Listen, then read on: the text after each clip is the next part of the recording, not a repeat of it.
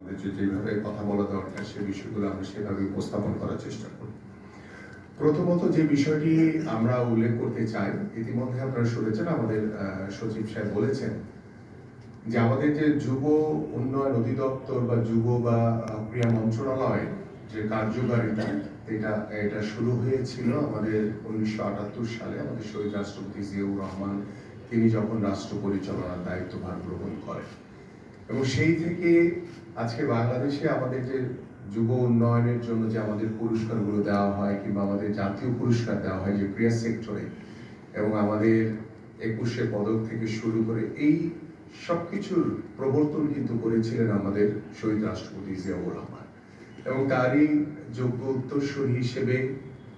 আমরা দীর্ঘদিন আমাদের প্রয়াত মরহুমা দেশনেত্রী বেগম খালেদা জিয়া তিনি বাংলাদেশকে যুবকদের উন্নয়নের জন্য, যুব সমাজের কল্যাণের জন্য তিনি বিভিন্নভাবে বিভিন্ন কর্মসংস্থান থেকে শুরু করে আমাদের সামাজিক যে অবক্ষয় থেকে আমাদের যুব সমাজকে একটি ভালো দিকে পরিণত করার জন্য এবং আমাদের সমাজ ব্যবস্থা যে গুণগত পরিবর্তনের মাধ্যমে তিনি যে কর্ম পরিকল্পনা নিয়েছেন সেটার বিষয়ে আমরা কম বেশ সবাই অবগত রয়েছে। এবং আমাদের মাননীয় প্রধানমন্ত্রী জনাব তারেক রহমান, তাকে আমরা কিছুদিন আগেও তারুণ্যের অহংকার বলতাম। তিনি যদিও আমাদেরকে বলেছেন যে আমি এখন আর তরুণ নেই। সো সেই তারুণ্যের চিন্তাধারাকে যিনি আমাদের মাধ্যমে এদেশের সাধারণ মানুষ এবং যুবকদের কাছে পৌঁছে দেওয়ার জন্য বদ্ধপরিকর আমাদের সেই মাননীয় প্রধানমন্ত্রী, তিনি আগামীর বাংলাদেশ গড়ার লক্ষ্যে যুবকদের এবং আমাদের আগামী ভবিষ্যৎ তরুণদেরকে সর্বোচ্চ গুরুত্ব দিয়ে তিনি বেশ কিছু কর্ম পরিকল্পনা ইতিমধ্যে হাতে নিয়েছেন। এবং সেখানে আমাদের যদি স্পেসিফিকভাবে আমি যদি 2-3টি বিষয়কে উল্লেখ করতে চাই, শিক্ষাক্ষেত্রে তিনি ব্যাপক আমূল একটি পরিবর্তন আনতে চান। আমি যদি সহজ ভাষায় বলি, সেটা হচ্ছে যে আমাদের যে সৃজনশীলতার নামে যে আমরা বিগত যে শিক্ষা ব্যবস্থাকে যেভাবে ধ্বংসের পথে নিয়ে গেছে, সেই শিক্ষা ব্যবস্থাকে আমরা টেনে আমরা একটি মেধাভিত্তিক শিক্ষা ব্যবস্থাকে কিভাবে প্রতিষ্ঠিত করতে পারি সেই পরিকল্পনা ইতিমধ্যে তিনি হাতে নিয়েছেন। এবং আমরা শিক্ষা ব্যবস্থাকে কিভাবে আমরা আরো বেগবান করে আমাদের প্রত্যেকটি ঘরে ঘরে শিক্ষার আলো আমরা যাতে পৌঁছে দিতে পারি সেইভাবে আমাদের মাননীয় প্রধানমন্ত্রী ইতিমধ্যে আমাদের শিক্ষামন্ত্রীকে এবং আমাদের প্রতিমন্ত্রী রয়েছেন তাদেরকে নির্দেশনা দিয়েছে। পাশাপাশি আমাদের কর্মসংস্থানের জন্য আমাদের আগামীর যারা যুবক তরুণ রয়েছে, যারা বেকার যুবক রয়েছে, তাদেরকে কিভাবে কর্মসংস্থানের আওতায় আনা যায় সেই বিষয় নিয়ে বিশেষ করে আপনারা ইতিমধ্যে আপনার বিষয়গুলো অবগত হয়েছেন যে আমাদের নির্বাচনী ইস্তেহারে বেশ কিছু বিষয় উল্লেখযোগ্য রয়েছে। এর ভিতরে আমাদের যুবকদের কর্মসংস্থানের জন্য আমাদের যে ফ্রিল্যান্সিং এর মাধ্যমে কিভাবে তারা অর্থ উপার্জন করতে পারে, কিভাবে স্কিল ডেভেলপমেন্টের মাধ্যমে আমাদের যুবকদেরকে আরো দক্ষ করা যায়, কিভাবে আমরা কারিগরি শিক্ষা থেকে শুরু করে বিভিন্ন প্রশিক্ষণের মাধ্যমে এবং বিশেষ করে আমাদের যে প্রকল্পগুলো আমরা হাতে নিতে যাচ্ছি, ইতিমধ্যে আপনারা শুনেছেন যে ঢাকা মহানগরীতে যে ফ্রিল্যান্সিং থেকে শুরু করে আমাদের যে মোবাইল সার্ভিসিং যে বিষয় রয়েছে এবং আমাদের যে কেয়ার গিভার যারা রয়েছে তাদেরকে কিভাবে যুবকদেরকে আকৃষ্ট করে আমরা আমাদের নতুন একটি দিক উন্মোচন করতে পারি কর্মসংস্থানের মাধ্যমে। পাশাপাশি আপনার ইতিমধ্যে আমি গত কয়েকদিন দায়িত্ব নেওয়ার ভিতরে আমি আমাদের মহাপরিচালক তার সাথে আমি বেশ কয়েকবার কথা বলেছি, আমাদের সচিব সাহেবের সাথে বেশ কয়েকবার কথা হয়েছে এবং আমাদের বিভিন্ন পর্যায়ে ইতিমধ্যে আমাদের যে এটিপির যে বিভিন্ন কর্ম পরিকল্পনা রয়েছে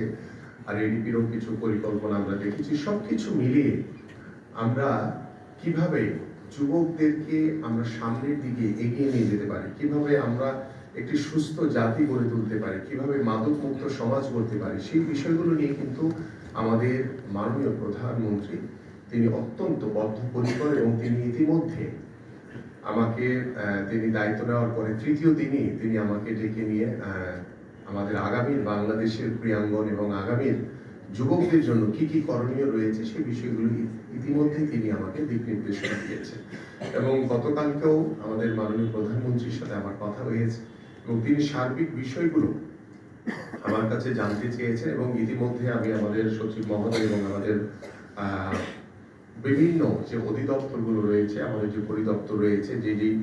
ডিপার্টমেন্টগুলো রয়েছে, তাদেরকে ইতিমধ্যে বলা হয়েছে যে টোটাল একটি সামারি রেডি করে আমাকে তৈরি করে দিলে আমি হয়তো এই সপ্তাহের ভিতরে আমাদের মাননীয় প্রধানমন্ত্রীকে সার্বিক বিষয়গুলো আমরা অবগত করবো ইনশাআল্লাহ। পাশাপাশি আমাদের যুবকদের এই যুব উন্নয়নের অধিদপ্তরের মাধ্যমে আমরা যে ঋণ প্রদান থেকে শুরু করে আমরা যে প্রশিক্ষণের যে ব্যবস্থা,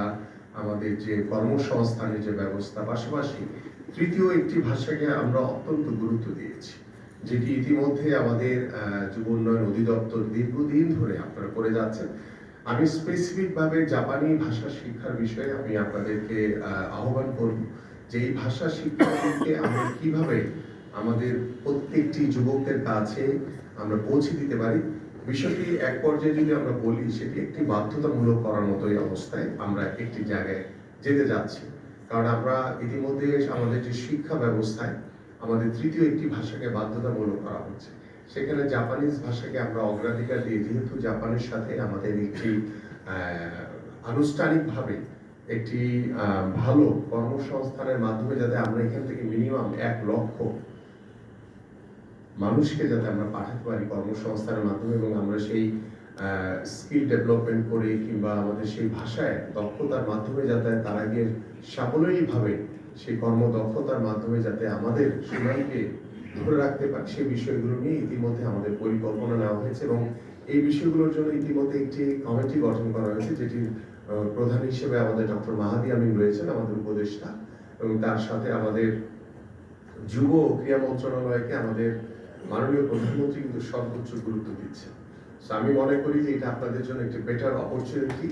যে আপনারা যদি এই বিষয়টিকে সঠিকভাবে কাজে লাগাতে পারেন, আপনারা আপনাদের যে কর্মদক্ষতা রয়েছে, আমরা নতুন নতুন যে আইডিয়াস গুলো শেয়ার করছি, নতুন নতুন যে পরিকল্পনাগুলো করছি, এবং আমিও আশা করব যে আপনাদের নতুন নতুন যে পরিকল্পনাগুলো হবে সেগুলো যাতে হয় সবকিছু যাতে জনবান্ধব এবং সাধারণ মানুষ রিলেটেড, এবং আমাদের তরুণদেরকে, যুবকদেরকে আকৃষ্ট করার জন্য যেই ধরনের কর্ম পরিকল্পনা নেওয়া দরকার, যেই ধরনের প্রকল্প গ্রহণ করা দরকার, সেই বিষয়গুলো নিয়ে আপনারা সর্বাত্মকভাবে আপনারা চিন্তা ভাবনা করবেন। আপনাদের যে গবেষণা সেল রয়েছে, আপনাদের যে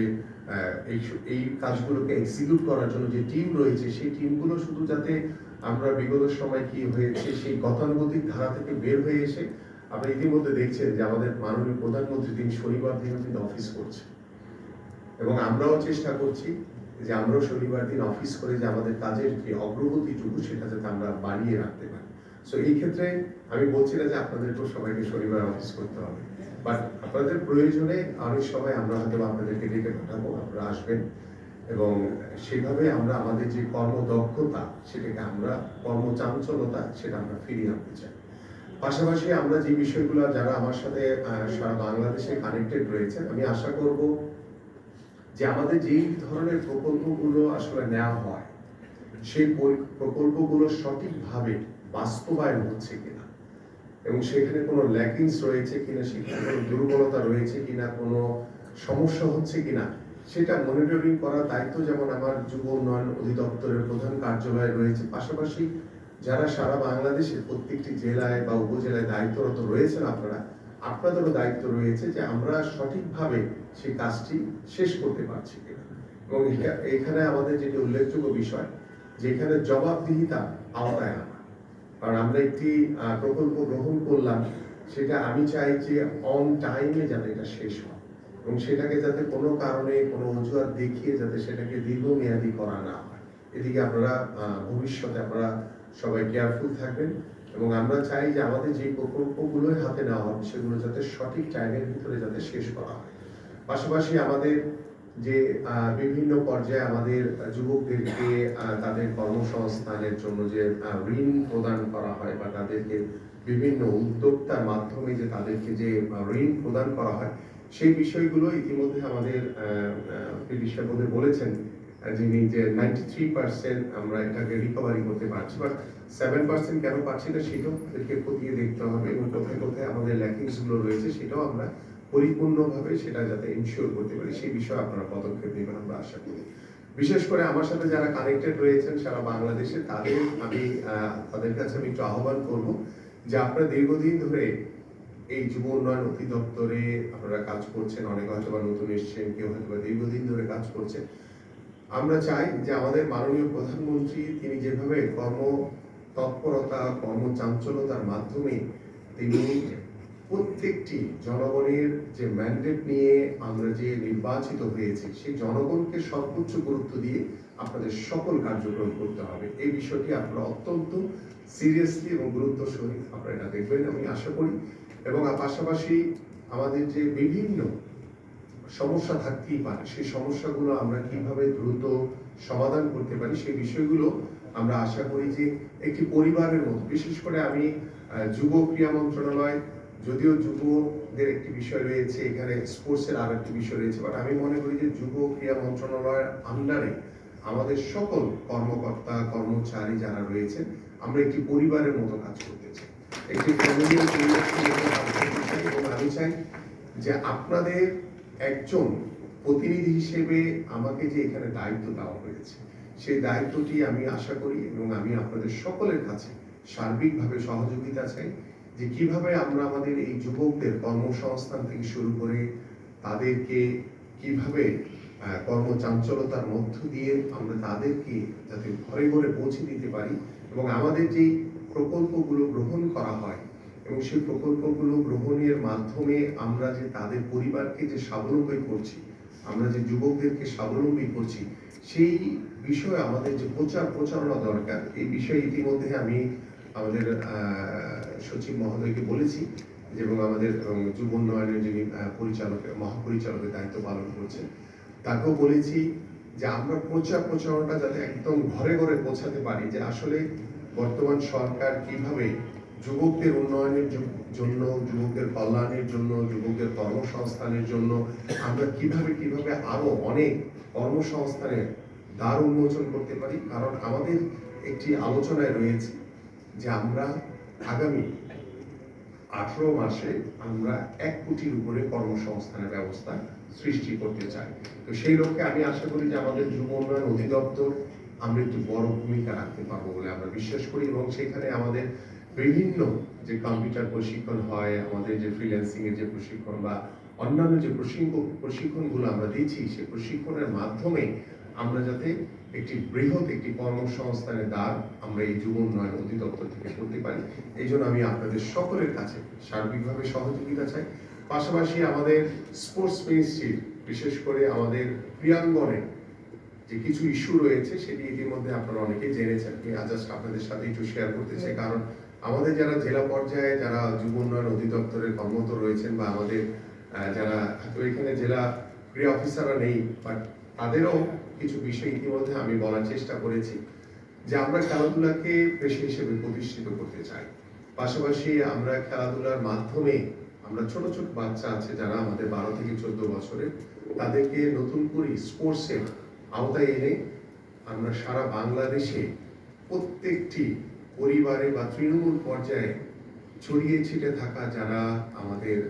প্রতিভাবান খেলোয়াড় রয়েছে তাদেরকে কিভাবে